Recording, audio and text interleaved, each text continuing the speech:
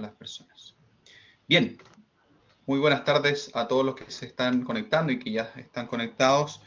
Estamos en este ciclo, ¿cierto?, llamado Ciudadano Informado, Nueva Propuesta Constitucional. Hoy día es la cuarta sesión, que vamos a tratar dos importantes temas relacionados al Tribunal Constitucional y a la Contraloría General de la República, para lo cual contamos con nuestra expositora del día de hoy, María Fernanda Garcés, quien es abogada de la Universidad de Chile, Master of Law de la Universidad de Harvard, ex jefa de la División Jurídico-Legislativa de la Secretaría General de la Presidencia y actual académica de nuestra Facultad de Derecho y Ciencias Sociales de la Universidad San Sebastián. María Fernanda, tienes la palabra. Súper. Gracias, Alejandro. Gracias por la invitación y gracias por la participación de quienes están hoy día acompañándonos en esta sesión. Voy a empezar a compartir una presentación.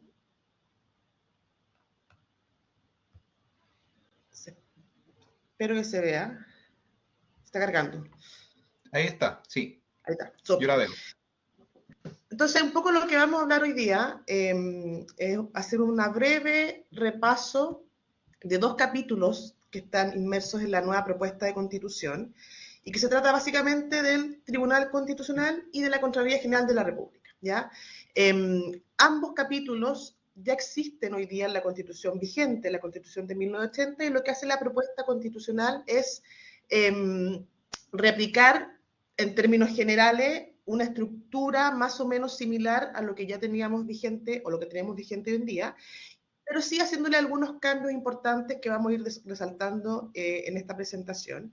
También cabe señalar que ambos organismos son de una larga data, no son organismos nuevos, por tanto, ya existían desde antes de la Constitución de 1980, y durante la discusión que se dio en este nuevo proceso constitucional, participaron activamente tanto el Contralor General en relación a la Contraloría y la Presidenta del Tribunal en relación al Tribunal Constitucional. Y ambas autoridades dieron su opinión, hicieron recomendaciones, dieron sus puntos de vista sobre qué es lo que sus respectivos organismos piensan o pensaban que era la mejor propuesta que se podía hacer en este nuevo texto constitucional. Algunas de esas propuestas se recogieron, algunas otras no, y eso es un poco lo que vamos a ir viendo en esta presentación. Probablemente ambos organismos son órganos que están muy vinculados a lo que es el ejercicio del derecho propiamente tal, y por tanto es muy común o muy familiar para quienes hemos estudiado derecho y somos abogados, y por tanto la presentación puede que en algunas partes se vea muy jurídica. Vamos a tratar que no lo sea, para que sea de fácil entendimiento, así que cualquier duda que tengan, algo que no se entienda, algún concepto que les parezca extraño o difícil de entender, por favor hagan las preguntas para que sí podamos ir resolviendo cualquier tipo de duda.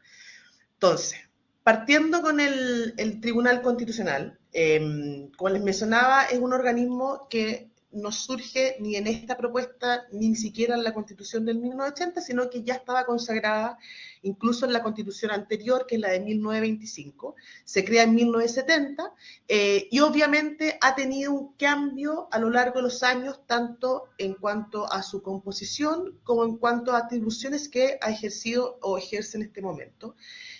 Cuando ya se consagra en la Constitución actual, se consagró de una manera distinta a la que existe hoy día en la Constitución de 1980.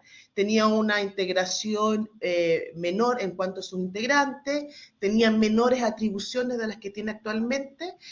Luego se complementa la regulación constitucional con su ley orgánica constitucional, que le da el detalle, el contenido respecto de los requisitos para ser ministro, el ejercicio de cada una de las atribuciones que tiene. Y luego la última gran modificación se hace en el año 2005, que es un año en que la Constitución de 1980 sufre distintas modificaciones. Y una de esas fue particularmente el Tribunal Constitucional. Entonces, si hoy día miráramos el Tribunal Constitucional tal como lo consagra hoy día nuestra Constitución vigente, la de 1980, nos vamos a encontrar que hay un artículo, que es el 92, que habla básicamente de cómo está integrado, cómo se compone este Tribunal Constitucional, y luego el artículo 93, que hace una descripción de todas y sus atribuciones, que son 16. Entonces, cada uno de los numerales que se componen en el artículo 93 van describiéndonos cuáles son las atribuciones del Tribunal Constitucional.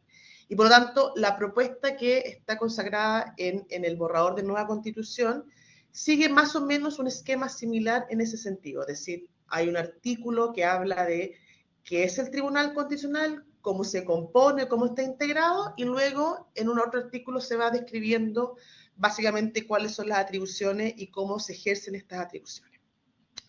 Un tema importante que se consagra en la propuesta de esta nueva Constitución y que recoge la opinión de la presidenta del tribunal cuando participó en esta discusión es la idea de expresar y que quede así explícitamente dicho en el borrador cuál es la función principal de este Tribunal Constitucional, ¿ya? Y por lo tanto, hoy día, a diferencia de la Constitución de 1980, la propuesta constitucional dice explícitamente que el Tribunal Constitucional es un órgano jurisdiccional y autónomo, cuya función principal es garantizar la supremacía de la Constitución. Entonces, cuando pensamos qué significa esta idea de garantizar la supremacía de la Constitución, dice la relación con la idea de que nuestra Constitución es la norma fundamental que rige en un Estado, es la norma que establece las reglas esenciales de la estructura de un Estado, de cuáles son sus poderes y órganos, cómo se ejerce el poder y cuáles son sus límites. Y por lo tanto, se crea este órgano, el Tribunal Constitucional, con la idea de que alguien vele porque esta supremacía constitucional se respete, porque alguien vele que el ordenamiento jurídico respete la Constitución. Y eso significa básicamente que cualquier ley que se dicte por parte del Congreso, cualquier norma que dicte el presidente de la República y así sucesivamente, tiene que respetar el contenido de la Constitución, ¿ya? La Constitución es la norma fundamental, la primera en esta como pirámide de jerarquía, y cualquier otra norma que se vaya dictando que tenga rango inferior va a tener que respetar el contenido de la Constitución, no se puede alterar, ¿ya? Y por lo tanto, la función principal de este tribunal va a ser ese, que existe un órgano colegiado, que esté velando exclusivamente por que se respete este valor fundamental que constituye la Constitución. Y una Constitución que no solamente obliga a los órganos del Estado, obliga también a quienes integran estos órganos del Estado y también obliga a las personas comunes y corrientes, a las que somos gobernados por estos entes estatales, ¿ya? Por tanto, es una norma que nos obliga a todos, por tanto, se da este juego de controles a través del tribunal. Y por lo tanto, este tribunal, cuando se dice que es autónomo, básicamente lo que nos está diciendo la Constitución es que no depende de ningún otro órgano o de ningún otro poder. Por lo tanto, no pertenece ni depende del Poder Judicial, básicamente que son los jueces, los tribunales de nuestro país. Por lo tanto, no depende de la Corte Suprema. Es totalmente separado y eso se expresa así en este nuevo borrador. Y también los ministros del Tribunal Constitucional no están afectos a una posible acusación constitucional. Esta herramienta de control que tiene el Congreso respecto de ciertas autoridades, por ejemplo, el presidente de la República, los ministros, el Contralor de la República, no opera respecto a los ministros del Tribunal Constitucional. Y eso fue algo que también se relevó mucho durante la discusión y que también defendió mucho la presidenta del tribunal. Ahora bien, cuando pensamos en relación al Tribunal Constitucional, es sin perjuicio de la función que tiene, el rol relevante que hemos visto que tiene, es un órgano que ha sido objeto de discusión y de debate últimamente, tanto en el mundo político como en el mundo académico, particularmente respecto a dos aspectos. Uno, respecto de cómo está integrado, es decir, quiénes componen, quiénes llegan a ser ministros del Tribunal Constitucional, y luego en relación a las atribuciones que tiene. Por tanto, se ha generado un debate que se ha dado fuertemente, se dio fuertemente también en esta discusión constitucional, si debíamos cambiar algunas atribuciones del tribunal o no, y si debíamos cambiar la forma como se integra, ¿ya? Y ambos aspectos fueron cambiados, ¿ya? Y por lo tanto, lo que se buscó finalmente a través de las discusiones que hicieron este proceso constitucional es avanzar en aquellos aspectos donde había acuerdo de que había que hacer un cambio, sin perjuicio que existieron finalmente algunos aspectos en donde no se logró el acuerdo y por lo tanto no quedaron en la propuesta, ¿ya?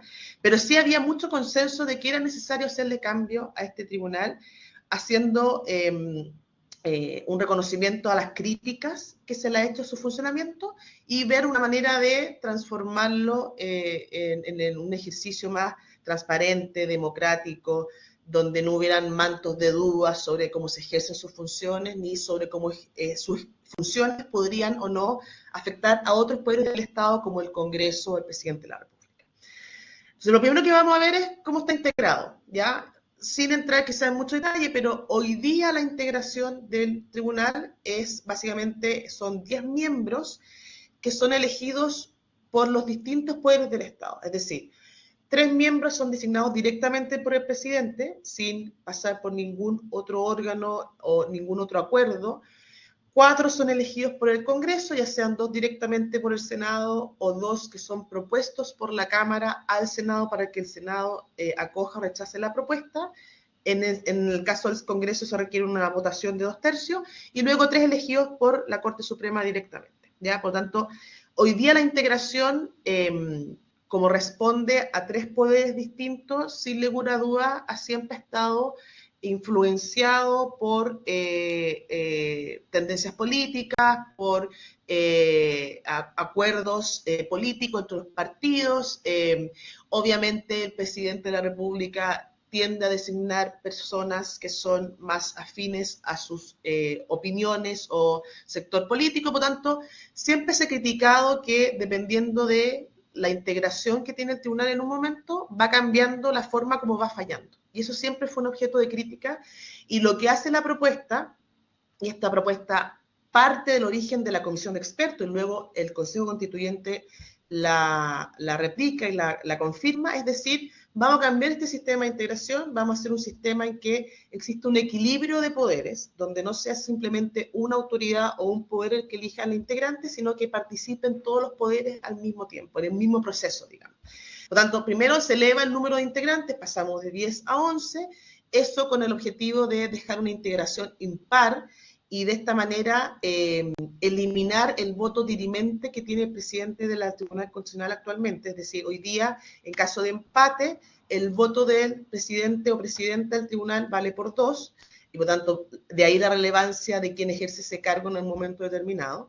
Y se opta por elevar a 11, sacando el voto directamente del presidente o presidenta del tribunal, y en este proceso de selección, por tanto, parte la Corte Suprema, abre un concurso de antecedentes abierto, público, para que todos aquellos que cumplan los requisitos, que los vamos a ver inmediatamente, puedan participar, y a partir de eso hace una votación y se elige una quina de nombres para presentarle al presidente de la República. El presidente, por su parte, va a tomar esta quina, esta propuesta de 5 nombres, y va a tener un plazo de 30 días para elegir 2 candidatos, y de esos 2 candidatos enviárselos al Senado.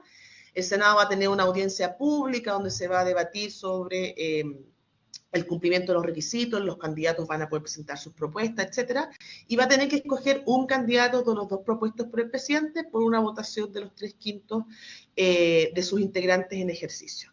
Si es que los candidatos no reúnen el quórum que se exige por parte del Senado, la Corte Suprema va a volver a completar la quina con nuevos nombres, para dar de nuevo el inicio del procedimiento, es decir, le manda la quina al presidente, el presidente elige 2 nombres, se los manda al Senado elige una propuesta, y luego, si por segunda vez este proceso no tiene éxito en el Senado, la Corte decide, básicamente se decide a través de un sorteo entre los 4 candidatos que fueron propuestos en estos 2 binomios de candidatura. De esta manera se busca establecer un sistema en que no predomine la decisión de una autoridad o de un poder, para que participen todos los poderes por igual, incentivando de esa forma los acuerdos y de esa forma de que sea un procedimiento más transparente, que la gente pueda conocer quiénes son candidatos, pueda conocer cuáles son sus competencias, sus trayectorias, y por lo tanto que terminen, finalmente la idea es que se terminen eligiendo a los más competentes, a los mejores candidatos para ejercer el cargo. Luego, en cuanto a su duración, también se cambia de 9, pasamos que es hoy día a 11 años, y también se cambia las formas de renovación. Hoy día se renuevan cada 3 años, y con la propuesta se van a renovar uno cada 1 año. Se mantiene que no pueden ser reelegidos, es decir, el ministro que cumple su mandato por el cual fue elegido no puede volver a postular a un cargo continuamente. ¿ya? Salvo que haya sido elegido una persona como ministro para reemplazar a otro que abandonó el cargo antes de cumplir el lapso total de duración, y en ese caso se le puede dar la opción para que vuelva a postular, ¿ya? Son inamovibles, como vimos, no están sujetos a estos procedimientos como las acusaciones constitucionales, y se mantiene sin cambios, que cesan en todo caso al cumplir los 75 años, que es una edad bastante común, tope en el ejercicio de cargos jurisdiccionales. Es decir, que también aplica para los jueces que tienen también este causal de cesación. En cuanto a los requisitos, se mantiene el requisito de ser abogado, el requisito de los 15 años, pero se especifica que deben contar con reconocida y comprobada competencia e idoneidad profesional o académica en el ámbito de sus funciones.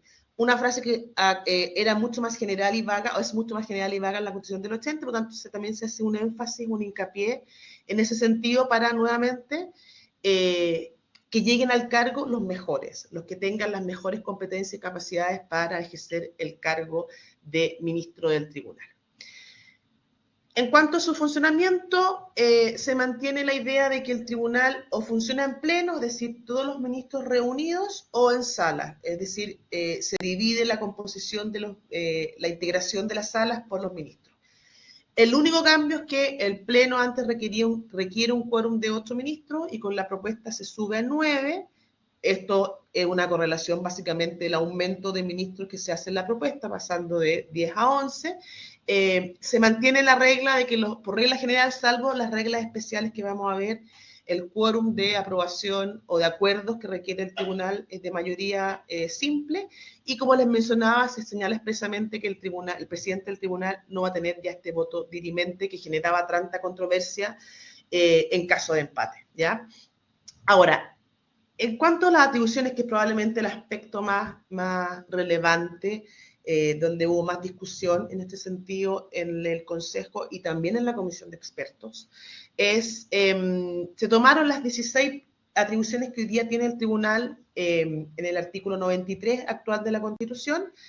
Se decidió mantener el número, es decir, se mantienen 16 atribuciones en la nueva propuesta constitucional, pero de las 16 originales que están en la Constitución del 80, hay 4 que se eliminan definitivamente, que ya no son parte de la propuesta, y se reemplazan por 4 nuevas, ¿ya?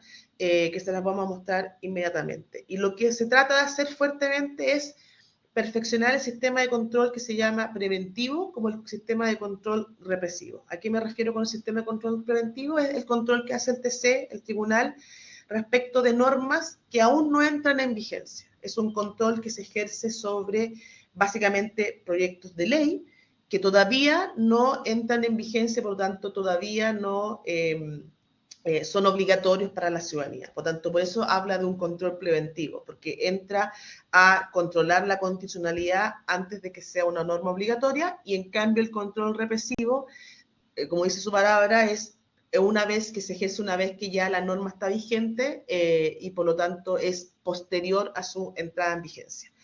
De estos dos tipos de controles, el que siempre ha sido objeto de crítica, sobre todo en los últimos años, es el control preventivo. Esta idea de que el Tribunal Constitucional pueda ejercer su control sobre normas que han sido o están siendo aprobadas por el Congreso, y pueda tomar decisiones que cambien el contenido de esos proyectos de ley en caso que determine que se ha incurrido en una inconstitucionalidad, ¿ya? Por lo tanto, últimamente, en los últimos años, a propósito de algunos fallos bien emblemáticos que ha sacado el tribunal, se han alzado voces que han dicho: ¿por qué tendría que haber un tribunal que se meta, entre comillas, en un proyecto de ley que está siendo discutido por el Congreso, donde están los representantes de la ciudadanía, y tome decisiones que afecten el contenido de estos proyectos de ley, actuando en algunos casos, se decía o se ha dicho, como una tercera cámara, como si fuera parte de este proceso legislativo, sin tener las credenciales democráticas, en cuanto que no son ministros que son elegidos democráticamente por las personas. Las personas no votan por los ministros del tribunal. Y particularmente esta crítica se daba respecto de una atribución que ya no sigue como tal en esta propuesta, y que dice relación con el control preventivo obligatorio, es decir, aquellos proyectos de ley que necesariamente, obligatoriamente, debían pasar por este control de constitucionalidad ante el tribunal, sin importar si alguien lo pedía o no, si había una discusión de constitucionalidad o no. Son proyectos que por el solo hecho de ser ese tipo de proyectos, que son básicamente las leyes interpretativas de la Constitución, las leyes orgánicas constitucionales y los tratados internacionales que contengan normas que sean de quórum de ley orgánica constitucional, pasaban directamente a este control, y muchas veces lo que hacía el tribunal es determinar si existía o no alguna inconstitucionalidad, y muchas veces lo determinaba así. Por tanto, determinaba que algún artículo o algún inciso, alguna palabra de un proyecto de ley no podía contenerse por ser inconstitucional, lo que afectaba obviamente el contenido que originalmente había aprobado el Congreso. Porque además estos proyectos ya llegaban obligatoriamente al TC una vez que ya habían pasado todo el trámite legislativo por el Congreso, por la Cámara y por el Senado, y luego venía el TC a hacer este control, y muchas veces determinaba que algún aspecto no era constitucional y por tanto lo eliminaba, mandaba eliminarlo del proyecto. Por tanto, eso es lo más controvertido, y esa fue una de las atribuciones que sufre una eliminación básicamente de la propuesta.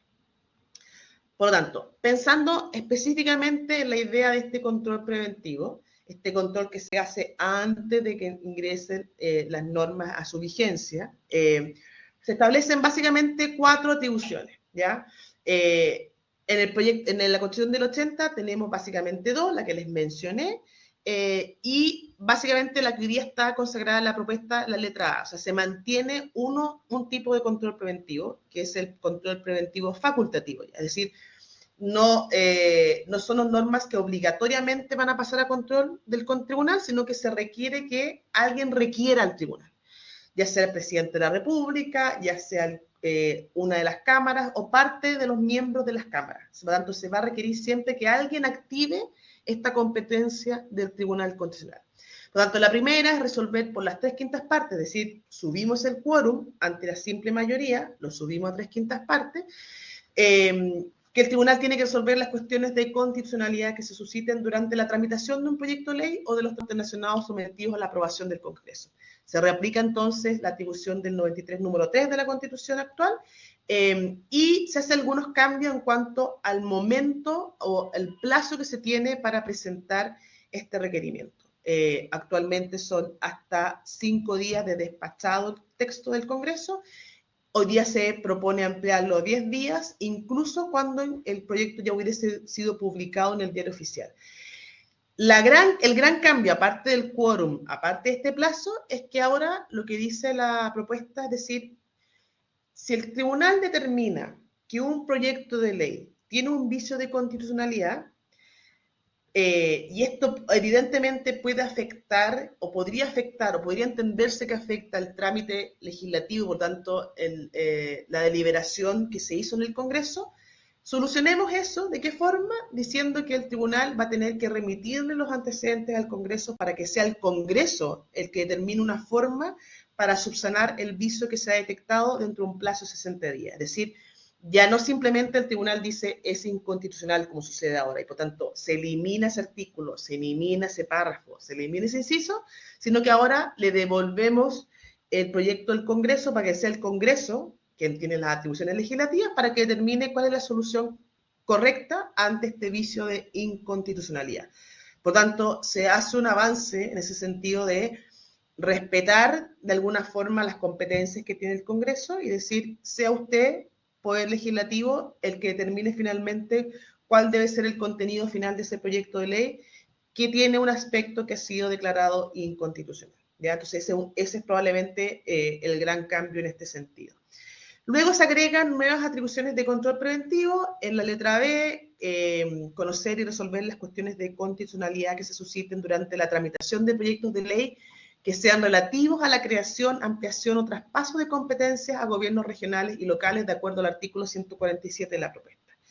Y acá el requerimiento tiene que venir no de cualquier parlamentario, no del presidente de la República, como es la regla general, sino que de la mayoría del Consejo Gobernador y el Consejo Alcalde que se está creando. Por tanto, dado que se trata de una materia legislativa que es directamente aplicable respecto de la descentralización y por tanto directamente vinculada a los gobiernos regionales y a las comunas, que sean ellos, a través de sus autoridades, quienes determinen que corresponde darle la competencia a este tribunal para que conozca este tipo de asuntos, ¿ya? Y básicamente se refieren al artículo 147, dice relación con proyectos de ley de transferencias por razones de aislamiento o emergencia. Las transferencias de competencias, simplemente un breve comentario, es un proceso que ya está instaurado en la Constitución actual de 1980, que ya se inició en varios aspectos, respecto de varias competencias, respecto de varios ministerios, que han transferido competencia a algunos gobiernos regionales en algunas materias, y lo que hace esta Constitución, la propuesta constitucional, es impulsar aún más ese proceso e incluirlo incluso en este procedimiento de reclamo. La tercera, control preventivo, es por la mayoría de los integrantes, es decir, volvemos a la regla general, para conocer cuestiones de infracciones de procedimiento de competencia que están establecidas en la Constitución o en la ley del Congreso y que se susciten durante la tramitación del proyecto de ley de reforma constitucional o de los tratados internacionales. Esta es una nueva atribución y básicamente intenta abarcar situaciones que, por ejemplo, se discuta cuál es el quórum por el cual debe ser aprobado un proyecto de ley. Debe ser un proyecto de ley de aquellos que requieren la opinión de la Corte Suprema o no. Si se omitió ese trámite, corresponde que se declare inconstitucional ese tipo de vicios, ¿ya? Por tanto, es una competencia más votada, no va a temas de fondo constitucional, sino que más bien a temas de forma, ¿ya? Y da un plazo de 60 días para que se pueda presentar este tipo de requerimiento, por tanto, requiere que o el presidente o las cámaras activen esta competencia para que el tribunal se pueda pronunciar al respecto. Y luego la última en este control preventivo tiene que ver con la idea de resolver si es que en una determinada moción o indicación se ha vulnerado la iniciativa exclusiva del presidente de la República. Esto dice relación con que hay ciertas materias de ley que solo pueden ser iniciadas por el presidente de la República. Eso también existe hoy día en la Constitución vigente. Y lo que hace la propuesta es recoger esa normativa constitucional y darle competencia al tribunal para que resuelva cuando una moción parlamentaria o una indicación parlamentaria pasa a llevar ese mandato de iniciativa exclusiva, ¿ya? Y por lo tanto, acá también requiere que tanto o el presidente o un grupo de los parlamentarios active mediante un requerimiento este mecanismo y nuevamente, en caso de que se termine que hay un vicio, el tribunal le debe remitir los antecedentes al Congreso para que sean ellos los que corrijan el vicio de inconstitucionalidad. Y luego ya pasamos a lo que es el control represivo, esta idea del control que viene ya sobre normas que ya están vigentes en nuestro ordenamiento jurídico y que básicamente dice en relación con lo que se conoce como el requerimiento de inaplicabilidad. Este es un requerimiento que originalmente lo tuvo la Corte Suprema, y luego, el año 2005, se le traspasa al Tribunal Constitucional y es el requerimiento que ocupa el mayor tiempo de trabajo del Tribunal Constitucional, ¿ya? Constituye la mayor carga de trabajo que tiene el tribunal actualmente. Y lo que hace la propuesta es básicamente mantener lo que hoy día ya dice la Constitución de 1980, en el 93, número 6, en cuanto a que se refiere a la inaplicabilidad de un precepto legal, o sea, de una norma, de un artículo, una norma, una ley, cuya aplicación en una gestión pendiente, básicamente en un juicio, que se siga ante un tribunal ordinario o especial, resulte contraria a la Constitución. Por eso es un mecanismo que pueden activar las partes directamente en un juicio o el mismo juez de ese juicio, ¿ya? Y por tanto, pues es tan masiva, porque en el fondo la podemos ejercer cualquiera que estemos siendo parte de un juicio. Y esta propuesta, si bien no tiene grandes cambios en la iniciativa o la atribución propiamente tal, sí se incorporó un artículo en la parte del Poder Judicial que quizás tiene relevancia, porque dice que los tribunales de justicia no podrán en caso alguno dejar de aplicar un precepto de legar por causa de inconstitucionalidad sin que exista una sentencia del Tribunal Constitucional que así lo haya resuelto, ¿ya? Existía mucha discusión sobre si los jueces ordinarios pueden o no pueden determinar no aplicar una norma por considerarla inconstitucional, ¿ya? Esto daba la historial de cómo venía el ejercicio de esta inaplicabilidad, antes la tenía la Corte Suprema, ya no, dada la discusión que existe respecto a los sistemas de control de constitucionalidad en distintos sentidos, y por tanto se quiso aclarar la propuesta de que el único órgano con competencia para determinar la inconstitucionalidad de un precepto es el tribunal. Y por tanto, mientras no existe una sentencia del tribunal en ese sentido, los jueces tienen que seguir, los jueces ordinarios, tienen que seguir aplicando las normas que correspondan en un caso concreto. Y en ese caso, la sentencia del Tribunal Constitucional, va a ser obligatoria para el juez ordinario, en cuya gestión ha de producir los efectos, y deberá ser expresamente considerada, es decir, señalada, analizada en los fundamentos de la decisión final, ¿ya? Por tanto, aquí hay un sentido de respaldo al tribunal, a su función, y aclarar cómo se ejerce esta función de control represivo.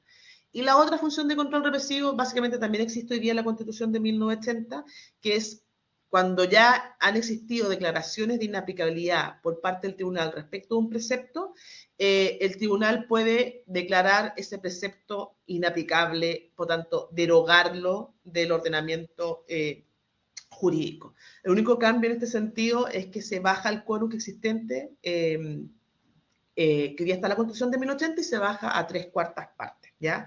Y se agrega una frase que también pretende aclarar el ejercicio de esta atribución, que es: el tribunal solo va a poder acoger esta acción si es que todas las aplicaciones posibles del precepto legal son inconstitucionales, es decir, que todas las alternativas, todas las hipótesis de aplicación de la norma que se quiere declarar inconstitucional, así lo sean.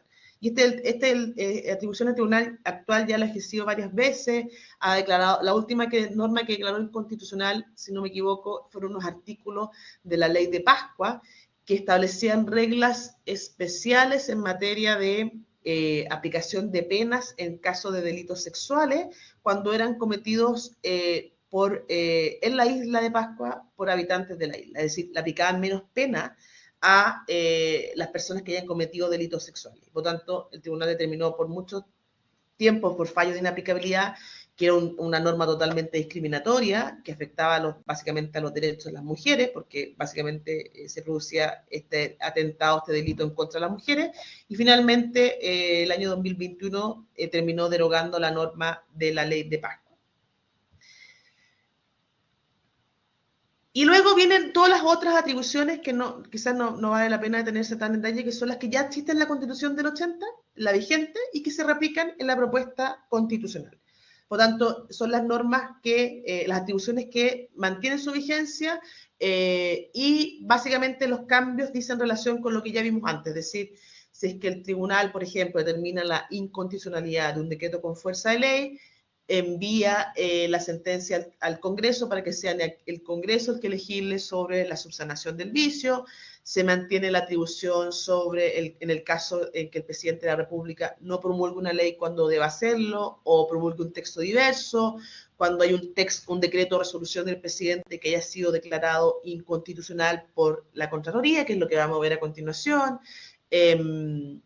Los vicios de constitucionalidad de los decretos supremos, de los autoacordados, de las convocatorias a plebiscito, las de inhabilidades o requisitos para ser ministro de Estado, y la declaración de inconstitucionalidad de los movimientos o los partidos políticos. Esta es nueva, la resolver las contenciones de competencia que se susciten entre autoridades nacionales, regionales, provinciales y comunales, porque ya existía la atribución para resolver las contiendas de competencia entre las autoridades políticas administrativas y los tribunales de justicia, que no le corresponde al Senado. El Senado también tiene una atribución de resolver contiendas de competencia, al igual que el TC, y por lo tanto a lo que se agrega es una nueva atribución de resolver contiendas de competencia para las autoridades nacionales, regionales, provinciales y comunales que no existían. Finalmente, se aclara que en la propuesta constitucional que no se va a admitir prevenciones, sino simplemente votos en contra de la sentencia. Esto es porque hay una práctica los ministros tienen que manifestarse si acogen o no acogen la declaración de inconstitucionalidad, y algunos ministros además hacen unos votos de prevención, que básicamente decir, estoy de acuerdo con el voto de la mayoría, pero quiero dejar clara mi opinión en estos aspectos, ¿ya? Y por tanto, lo que hace la propuesta es decir, no, aclaremos el asunto. Usted está en contra, está a favor, por tanto, lo que usted, si tiene algún reparo a la propuesta que acoge la del vicio de constitucionalidad, vote en contra. Es un poco para aclarar la película, los fallos para las personas que son destinatarias. Y luego, la propuesta constitucional hace una serie, regula una serie de aspectos en las normas transitorias que tiene que ver como cómo va a aplicar las nuevas normas respecto a los procedimientos y cómo va a aplicar las nuevas normas respecto a la integración, ¿ya? Y básicamente los procedimientos que estén tramitándose de acuerdo a las reglas de la Constitución de 1980, si es que se llega a aprobar la nueva propuesta de Constitución, se siguen rigiendo por las leyes, la norma constitucional antigua, la de 1980, y aplicará las nuevas propuestas, las nuevas normas sobre procedimiento a los nuevos casos que lleguen al tribunal, y lo mismo ocurre con la integración de los ministros. Los que estén hoy día ya en el cargo y sigan vigentes, una vez que se apruebe la propuesta constitucional, los seguirán hasta por el plazo que les corresponda de acuerdo a la Constitución de 1980, y luego la Constitución lo que hace es dar una serie de reglas para ir determinando cómo se van a ir renovando estos ministros y aplicándose las nuevas reglas de integración, estableciendo reglas de aquí al año 2032, ¿ya? De manera tal que no se vayan produciendo vacíos o un número menor del necesario de ministros en un momento determinado, de manera que se mantenga el equilibrio en cuanto a su número y en la forma de integración, ¿ya? Entonces, básicamente eso es el TC, el Tribunal Constitucional. En términos muy resumidos, entonces, tener presente los cambios en la integración, los cambios en sus atribuciones, principalmente lo que es el ejercicio del control preventivo.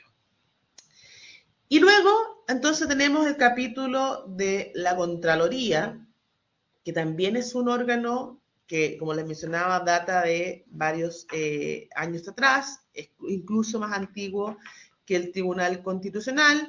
Nace primero el año 1927, a propósito de una propuesta de la que se llamaba Comisión Kemmerer, que es básicamente una comisión integrada por grandes personalidades externas del extranjero, que vinieron un poco a darnos recomendaciones sobre qué órganos deberían existir en nuestro Estado para mejorar nuestra institucionalidad. Y uno de ellos fue la Contraloría. Luego se le da rango constitucional en la Constitución de 1925, se reconoce en la Constitución de 1980 como un órgano con autonomía constitucional y se le reconocen ciertas atribuciones especiales, ¿ya? Y además la Contraloría es parte de lo que se llama la Administración del Estado, conjuntamente con los ministerios, con la subsecretaría, los servicios públicos, etc.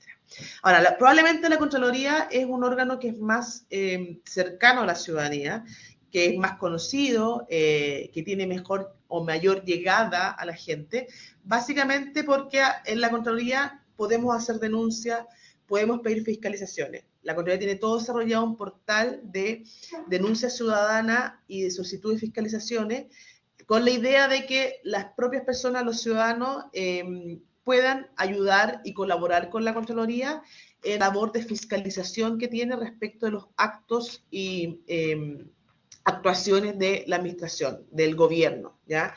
Que ese es su rol fundamental. El rol fundamental de la Contraloría básicamente es actuar como un contrapeso al presidente de la República y a todo el poder ejecutivo que sobre él descansa, con la idea de que exista alguien velando y fiscalizando porque las actuaciones, las acciones, los actos o incluso las omisiones de la administración del Estado se realicen conforme al ordenamiento jurídico.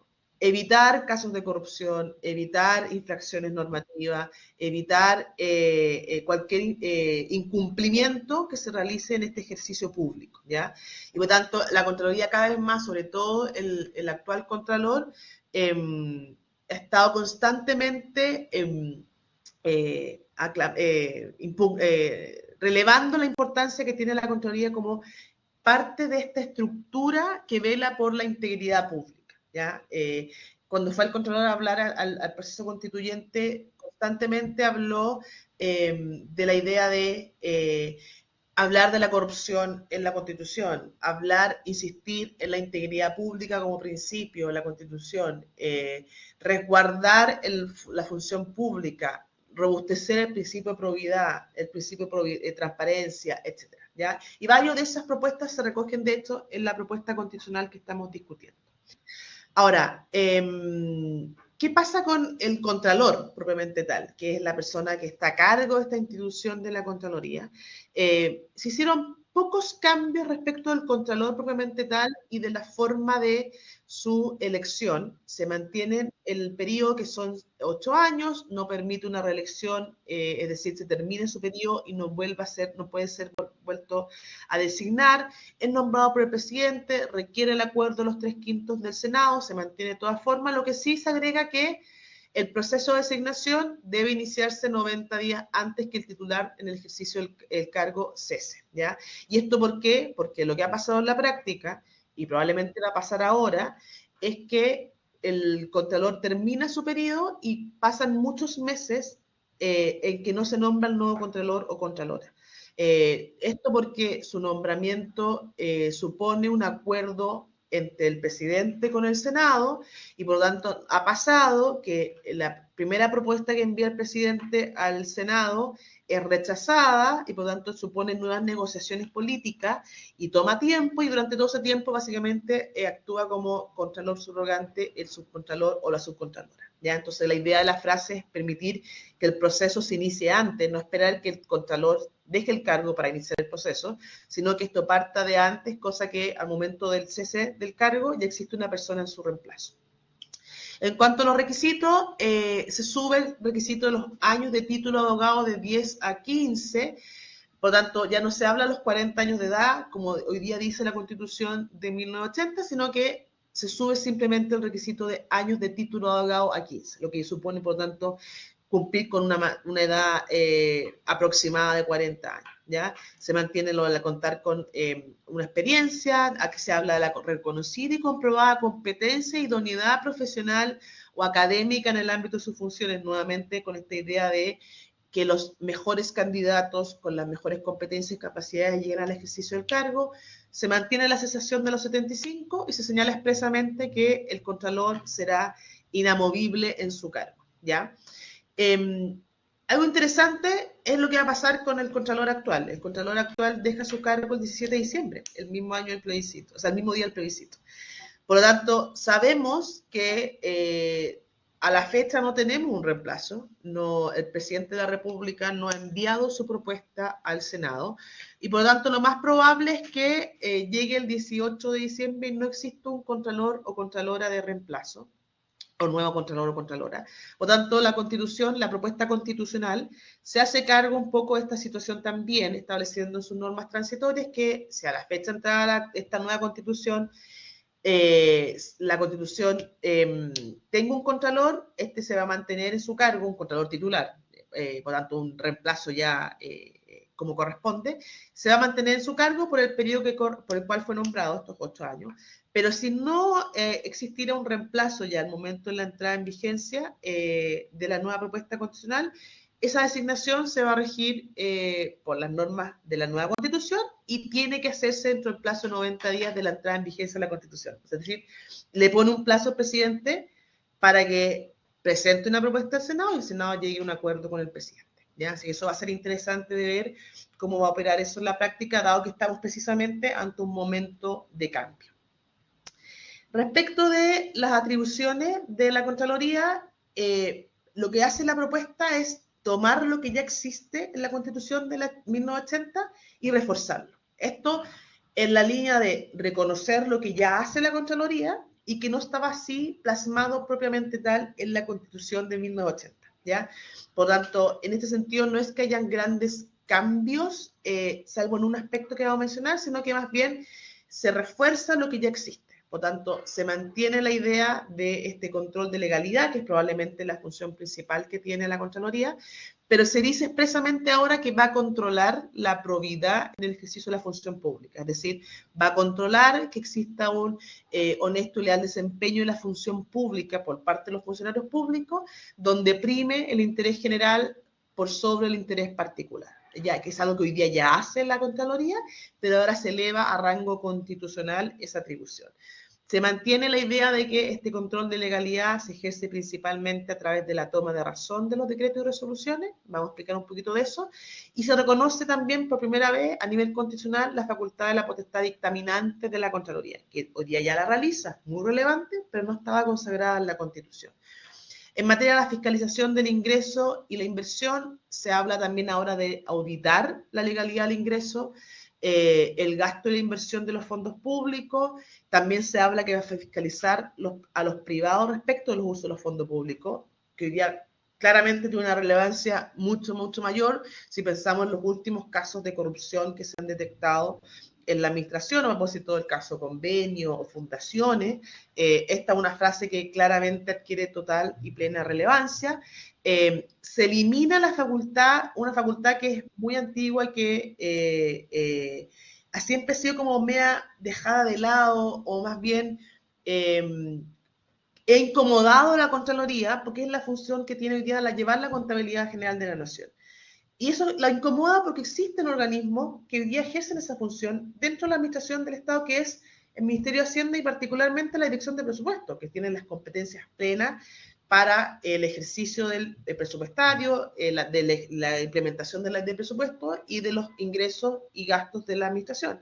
Por tanto, se cambia esa atribución, también a recomendación del Contralor, y se dice que se va a informar sobre la gestión financiera y emitir normativa contable. Y luego también hay un cambio en cuanto a esta potestad de examinar las cuentas. Hoy día el tribunal, o sea, perdón, la Contraloría también lo vamos a ver brevemente, ejerce esta función de juzgamiento de cuentas. Actúa como un tribunal para conocer cómo aquellos funcionarios que tienen a su cargo el manejo de recursos públicos lo administran. Por tanto, cuando haya algún desequilibrio este manejo, cuando hay una diferencia entre lo que se le dio al funcionario y lo que gastó, se hace un reparo de cuentas y eso lleva a un juicio de cuentas.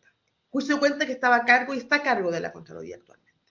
Y esto también por mucho tiempo se ha venido criticando, también lo pidió así el Contralor, y se saca lo que es el juzgamiento de cuentas como tribunal y simplemente se le deja a la Contraloría el examen y reparo de las cuentas. Por tanto, si pensamos en las atribuciones que hoy día tiene en virtud de la Constitución de 1980 versus la propuesta constitucional nueva, vemos básicamente estos cambios, ¿ya? La función jurídica se mantiene, se potencia, incluyendo ahora la potestad dictaminante, la función de auditoría también se potencia al incluir la fiscalización propiamente tal, la de contabilidad se cambia por esta gestión financiera y emisión de norma contable, y el juzgamiento de cuentas se cambia por la de examen de cuentas, ¿ya? Brevemente, ahí está. La toma razón, que este examen de juridicidad, este examen de si la propuesta es legal y constitucional respecto de los decretos y resoluciones de la administración, se mantiene obviamente en esta propuesta constitucional, porque básicamente una de las de mayor relevancia en cuanto a impacto y número que realiza la Contraloría, y se reconoce también en la Constitución la idea de que el Contralor determine que ciertos actos o ciertas materias no requieren pasar por este trámite de toma de razón, ¿ya? Hoy día por ley, el Contralor tiene la facultad de determinar que hay algunas materias que no son esenciales y por tanto al no ser esenciales no requieren pasar por este trámite de toma de razón, que son las materias exentas, y para lo cual dicta una resolución que básicamente es la misma que tenemos desde el año 2019 en este caso, y ahora también se reconoce esta atribución de sacar materias que deben pasar por el trámite de toma de razón al Contralor. Y algo muy importante es que por mucho tiempo ha pasado y siempre ha sido un anhelo de la Contraloría, los actos y resoluciones de las municipalidades están exentas de la toma de razón. Y esto es por una norma que está en la Ley Orgánica de las Municipalidades. Y conociendo que puede ocurrir, y así lo hemos detectado y se ha sabido, de que existen infracciones al ordenamiento jurídico, casos de corrupción en las municipalidades, y esto pasa, y así lo levanta y lo releva el Contralor, porque precisamente la Contraloría no ha tenido la posibilidad de hacer este control preventivo a través de la toma de razón, sino que solamente puede llegar con un control represivo en las municipalidades, una vez que ya se dictó el acto, no antes del acto, que es esta es la gracia que tiene la toma de razón. Por tanto, hoy día la propuesta lo que hace es recoger esa crítica y esa queja, es decir, los actos de los gobiernos regionales y locales van a estar sujetos a la toma de razón. Va a haber un control preventivo de legalidad y constitucionalidad respecto de ese tipo de actos. Y luego se mantiene la idea de que pueda ser el presidente de la República en caso que la Contraloría rechace o represente una decreto de resolución, que es básicamente la posibilidad de insistir con la firma de suministro, con las excepciones que ya están establecidas en la Constitución. Y se establecen también normas que pretenden potenciar y fortalecer la capacidad y la competencia de la Contraloría, diciendo que en ningún caso se dará curso a decretos de gastos que excedan los límites señalados en la Constitución, y no se tomará razón de ningún decreto o resolución que apruebe desembolsos o que comprometa pecuniariamente en cualquier forma la responsabilidad del Estado si ese gasto no está autorizado por la ley de presupuesto o por una ley especial. Entonces, refuerza el rol de la Contraloría y el rol de esta herramienta, particularmente la toma de razón para prevenir cualquier tipo de incumplimiento o infracción al ordenamiento jurídico. Y por último, dentro de esta función jurídica, lo que les mencionaba, se reconoce esta potestad dictaminante, esta idea de que la Contraloría determina, emite opiniones, determina el correcto sentido y aplicación o interpretación que debe tener una norma que tiene impacto o aplicación en la administración del Estado, que lo hace constantemente, a cada rato, y la gracia que tiene esta facultad interpretativa es que es vinculante para la administración, es decir, aun cuando se someta o se pida la opinión de la Contraloría por una persona en particular, por un funcionario en particular, sobre un servicio en particular, lo que determine la opinión que emita la Contraloría es obligatoria para toda la administración del Estado. Por eso es tan importante esta potestad dictaminante que se recoge en esta propuesta. Se establece que la ley va a tener que determinar las bases para que se emitan del procedimiento, para que se emitan estos dictámenes. Hoy día, la forma como se emiten los dictámenes está establecida por, básicamente, un dictamen de la Contraloría, y por tanto esto se eleva ya a norma de rango legal y se establece que pueden ser impugnables a través de recursos judiciales, que también ha sido una pugna constante que ha existido entre el Contralor y el Poder Judicial. Lo que le mencionaba, el examen de cuenta, se saca, por tanto, esta atribución de la Contraloría como tribunal de cuentas y se dice que va a haber un tribunal de cuentas distinto, que se va a tener que crear por ley. Le saca esa carga a la Contraloría. Básicamente, hoy día el tribunal de cuentas lo ejerce en primera instancia el subcontralor o subcontralora, y en segunda instancia un tribunal de cuentas que lo compone el contralor y dos abogados designados por el presidente. Por tanto, es una función que quita mucho tiempo porque es básicamente estar examinando cómo se gastan los recursos asignados a un funcionario en particular, y por tanto, hoy día la propuesta es decir, usted, Contraloría, examine las cuentas, determine si hay un reparo, es decir, si hay alguna diferencia entre lo que yo le di a usted, funcionario, y lo que lo gastó. Pero si usted determina que hay una diferencia, algún reparo, pasémoslo a un tribunal distinto, ajeno a la Contraloría, especialmente creado para tales efectos. Y por último, hay unas reglas también nuevas en la propuesta constitucional que tienen que ver con la idea de que se reconoce la presencia regional de la Contraloría, la idea de que la Contraloría está presente en cada una de las regiones a través de las Contralorías regionales que ya existen, pero se les da un rango constitucional. Hoy día fueron creadas bajo el alero de la ley de la Contraloría por el Contralor, y la idea es que con esta propuesta se les reconoce constitucionalmente como parte de la orgánica de desconcentración que tiene la Contraloría. Luego dice que la Contraloría debe velar por generar espacios institucionales que permitan la participación de la ciudadanía, para que conozcan las medidas que se están adoptando. O sea, nuevamente releva la idea de este rol que podemos tener todas las personas como colaboradores en la denuncia, en la fiscalización que debe conocer y realizar Contraloría. Dice que los actos de Contraloría se deben regir por los principios de probidad, transparencia, publicidad, celeridad y rendición de cuentas.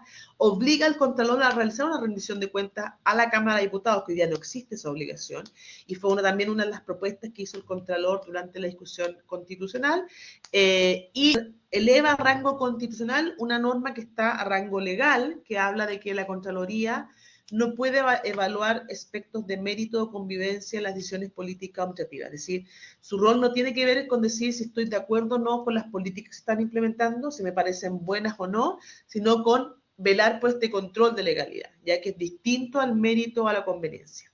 Y lo último, simplemente, aparte de la Contraloría, es importante recordar que la propuesta constitucional además crea otro organismo que se llama la Agencia Nacional de Integridad, que se tiene que regular por una ley que se debe dictar, que va a ser un organismo que tiene por función coordinar a todas las entidades estatales, incluida la Contraloría, que tengan por objeto velar por evitar la corrupción, velar por la integridad de la función estatal, ¿ya?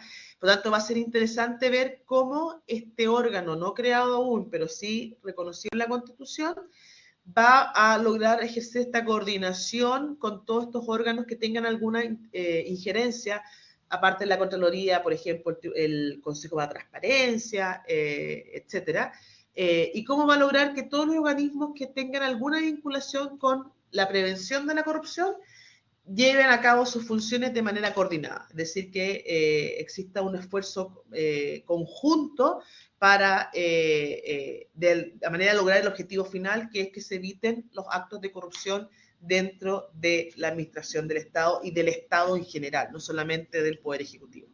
Y eso es básicamente el capítulo, perdón, de Contraloría. Como les digo, lo que hace la propuesta del borrador de nueva propuesta constitucional es potenciar y reforzar el rol de la Contraloría. Un aspecto que quedó fuera, que también quizás es importante señalarlo, que fue parte de la propuesta de la Comisión de Expertos, pero no fue aprobada por el Consejo Constituyente, fue la idea de que en la Contraloría se creara un consejo asesor, ¿ya? Un poco la idea de que existiera un órgano colegiado que pudiera revisar algunas decisiones que adopta el Contralor, en el entendido que el Contralor, al ser un órgano unipersonal, ejerce todo el poder y quizás había situaciones que pudieran tener un gran impacto, como sí lo tienen muchas decisiones que toma la Contraloría, y que requerían ser revisadas por algún órgano colegiado como asesor del Contralor.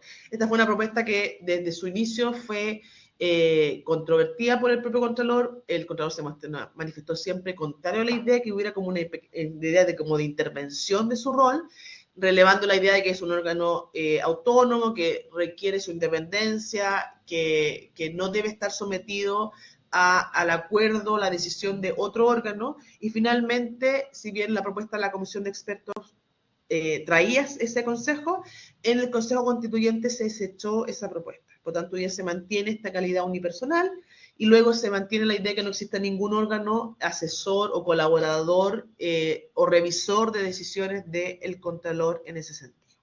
Y eso más o menos entonces es Contraloría. Es harta información, yo sé, para digerir poco tiempo, pero en términos sencillos, la idea fue repasar aspectos principales de ambos organismos que son súper relevantes desde el punto de vista del control, de velar por la Constitución. Ambos organismos finalmente velan por la supremacía constitucional. Uno, evidentemente, full dedicado a eso como el tribunal, pero también la Contraloría, cuando toma razón, hace un control de constitucionalidad también de los actos, de los decretos y resoluciones del presidente. Por tanto, también tiene un pequeño rol en ese sentido. Por tanto, son ambos organismos, como les mencionaba, fundamentales para resguardar la integridad de nuestras instituciones y también, finalmente, de la Constitución.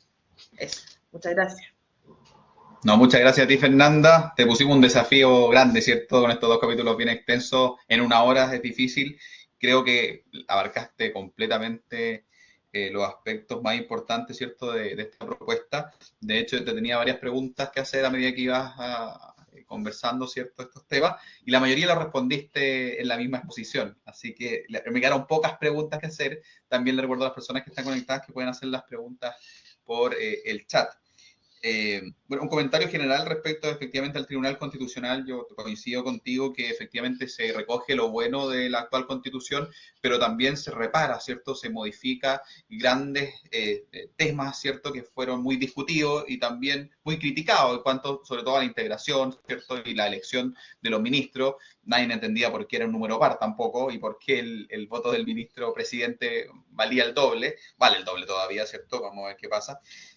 pero efectivamente me parece que hay bastante mejora en el Tribunal Constitucional. Se habló incluso en un momento digamos, prescindir de un Tribunal Constitucional. Me parece que eso no es el camino. El Tribunal, efectivamente, su rol, más allá de, digamos, las apreciaciones personales de la integración, etcétera, que uno puede tener, es un rol muy importante en una democracia, resguardar el rol, digamos, de la supremacía constitucional, ¿cierto? Y ahí, digamos, está el por qué se crean las constituciones. Si vemos a la historia, digamos, efectivamente sirve precisamente para resguardar los derechos de las personas, en parte, y ahí está, digamos, la gran labor que puede jugar un tribunal constitucional. Me quedo dando vuelta así un tema respecto a la imposibilidad de acusar constitucionalmente a los ministros, ¿cierto? No hay otra manera, digamos, de remover a un ministro en ningún caso, o habría algún mecanismo diferente a la acusación constitucional en la propuesta ante algún hecho grave, por ejemplo, que pudiera suceder. En la Constitución no quedó ninguna propuesta en particular. Hoy día la ley orgánica del tribunal establece algunas reglas especiales, por ejemplo, en caso de alguna incapacidad de algún ministro. Pero como se respalda la idea que son inamovibles y se respalda nuevamente la idea de la autonomía, se decidió seguir lo que ya dice la Constitución actual de no incluirlos en las acusaciones, que es un mecanismo de control político que recae en la Cámara. Tampoco se decidió consagrar algún mecanismo de remoción especial de ministros del Tribunal Constitucional en su capítulo, y por lo tanto probablemente lo que va a pasar es que, a propósito, una vez que si se aprueba esta propuesta y haya que hacer diversos cambios en la ley orgánica o lo que hoy día se llaman leyes institucionales, ahí se resguarden algunos mecanismos para hacerse cargo de situaciones que pueden pasar desde el punto de vista de la capacidad de los ministros para seguir ejerciendo el cargo. Hoy día básicamente los ministros pueden renunciar, eso no hay ninguna inhabilidad, pero evidentemente hay que ponerse en situaciones en que, por ejemplo, un ministro no pueda seguir ejerciendo el cargo por una enfermedad o alguna incapacidad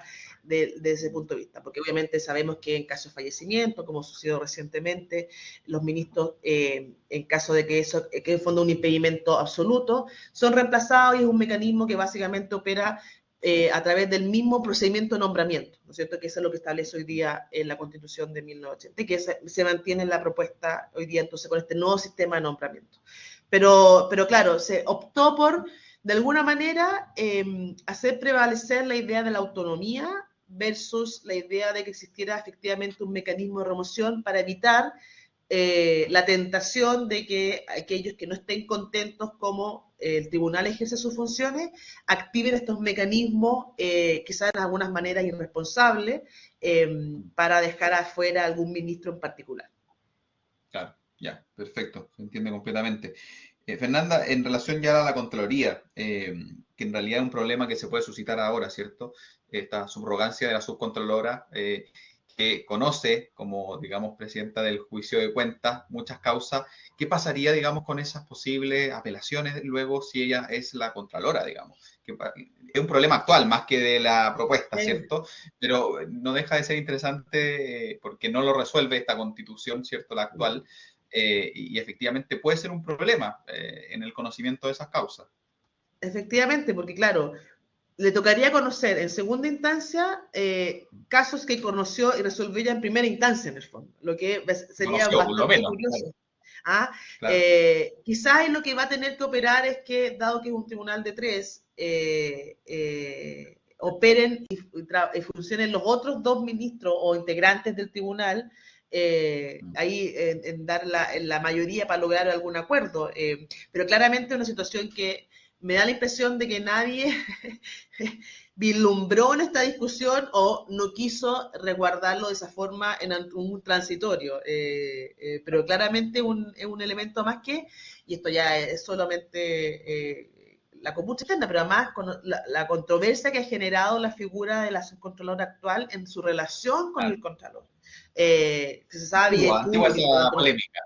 Exacto, que tuvieron una muy grande pugna en cuanto cuando el Contralor quiso removerla y ella usó las herramientas que contaba el ordenamiento jurídico, peleó esa remoción y la ganó. Por tanto, además, todo esto como con ese manto de de copucha, digamos. Claro. Pero claramente No, creo que sí. ahí lo que va a tener que operar los otros dos integrantes del Tribunal de Segunda Instancia a resolver los asuntos y que ella de alguna manera Habilite. aplique algún tipo de recusación o implicancia que de alguna manera proteja la imparcialidad de las decisiones. Exacto, claro. Claro, porque se podría cuestionar también en sede jurisdiccional esas decisiones, efectivamente. Exacto. Y lo último que me queda, Fernanda, por mi parte, respecto a la actual, ¿cierto?, potestad que tiene el Contralor de excluir del trámite de toma de razón cierto trámite o ciertos actos, ¿cierto?, de la administración. ¿Esto se mantiene en la propuesta? Claro, y se mantiene y se reconoce que a nivel constitucional la idea de que el Contralor, a través de sus resoluciones, determine qué materias están afectas a la toma de razón. Hoy día las materias de exención de toma de razón básicamente están reguladas en la ley orgánica de la Contraloría, que hablan de esta potestad de determinar las materias esenciales o no. Y lo que hace la propuesta constitucional es recoger la idea de que el Contralor puede determinar qué normas o qué materias están exentas de la toma de razón y lo dice expresamente con una frase que habla de aquellas materias que por ley o por resolución del Contralor deben quedar sometidas al trámite de toma de razón, manteniendo un poco la idea de que la idea de la exención de la toma de razón es agilizar los procesos, no generar que toda la actividad administrativa quede sometida a un control preventivo, pero sí permitiendo que existan controles represivos posteriores, que es como enviar la información a la Contraloría, que hay un registro, que la Contraloría de posteriori puede revisar todos los documentos, etcétera. Pero sí se reconoce y de hecho se expresa en la propuesta constitucional. Perfecto, Fernanda. Me queda todo muy claro, muy completa tu exposición. Te agradecemos, digamos, por el nombre del Centro de Educación Ciudadana de la Facultad de Derecho y Ciencias Sociales, por esta charla, ¿cierto?, en temas muy relevantes como el control del Estado, ¿cierto?, la supremacía constitucional, el resguardo de los derechos de las personas, dos materias que son muy relevantes en esta propuesta. Así que nada, te doy nuevamente las gracias y a las personas que nos siguen nos veríamos el próximo jueves, mañana, ¿cierto?, en la siguiente sesión. Ah, perdón, hay una pregunta, Fernanda, que no puedo dejar de ¿Sí? contestar, de Simón. Dice, ¿a cuál de las nuevas atribuciones del TC la regulación de separar las iniciativas exclusivas, me parece que expuso, en torno a la problemática, creo que se dio a propósito de los retiros previsionales? No sé si entienden la pregunta. Claro, porque en ese momento con el tema de los requerimientos presentados por el presidente por los retiros de fondos de la AFP, se usó básicamente la atribución del el 93 número 3 de la Constitución actual, es decir, resolver las cuestiones de constitucionalidad que se dé durante la tramitación de un proyecto de ley.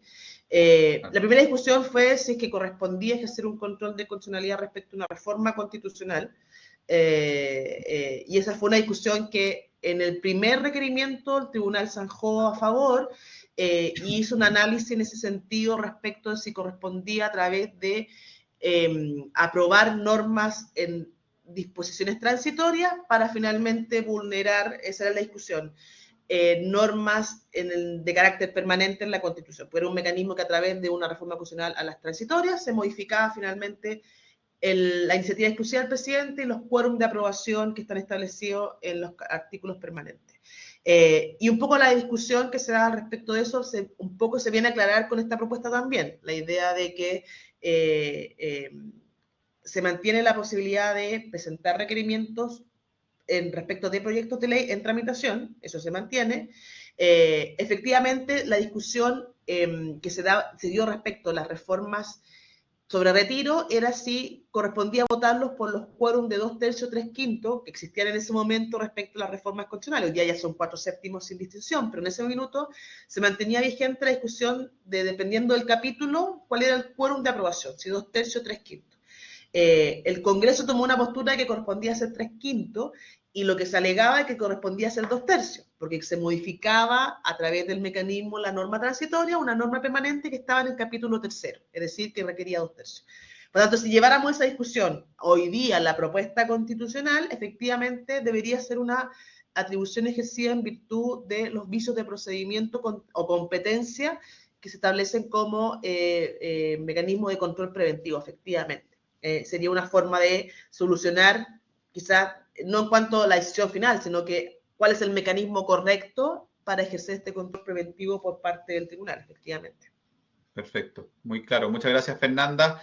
Ahora sí, corrijo, la próxima sesión el día lunes. Vamos a tener una sesión doble. Tenemos lunes, martes, miércoles y jueves las últimas sesiones de este ciclo. Así que muchas gracias por los que participaron y muchas gracias de nuevo, Fernanda, por tu excelente exposición. No, gracias a ustedes por la invitación y gracias a los que estuvieron presentes y nada, ojalá haya servido de algo la presentación para aclarar. Es harta información la propuesta en sí, es mucha información, entonces evidentemente estas pequeñas dosis de datos ojalá sirvan para tomar la mejor decisión para el 17 de diciembre finalmente. Así es, esa es la idea, que las personas estén bien informadas, ¿cierto? Muchas gracias, que estén Exacto. muy bien. Listo, nos vemos, que estén bien todos. Chao. Chao.